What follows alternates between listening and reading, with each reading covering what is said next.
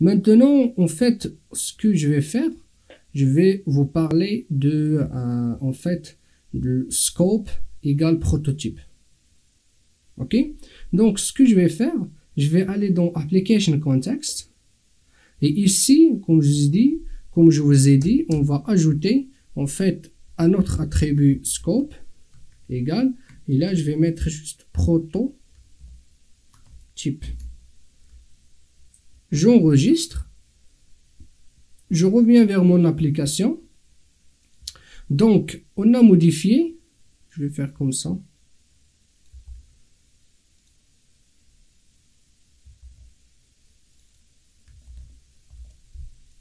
J'enregistre avant modification, après modification. Et donc, ici, c'est des comparaisons. Ok, très bien.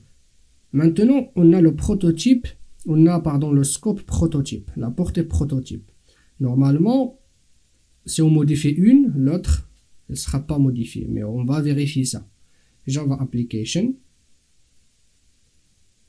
Très bien. Regardez. Avant modification, donc c'est pareil. Mon premier losange pour les deux. Après modification, nous avons modifié le libellé pour losange 1.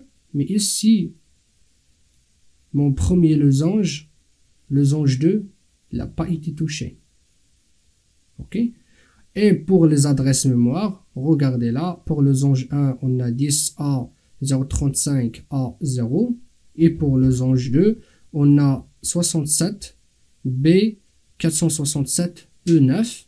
Et pour la comparaison, donc c'est une comparaison des adresses mémoire, les deux losanges sont différents. Ok? Donc, maintenant, vous avez à peu près compris, losange 1, donc on a eu une instance quand on a donc demandé au conteneur de nos données un bin, et on a eu aussi une autre instance qui est différente de losange 1 quand on a fait une deuxième demande, et une fois que nous avons modifié une, ça n'impacte pas l'autre, et voilà le scope en Spring. Après, comme je vous ai dit, les autres scopes pour request session et global session, ça c'est plutôt pour les applications web. Donc nous allons pas voir ici un exemple pour ce genre de scope. Très bien.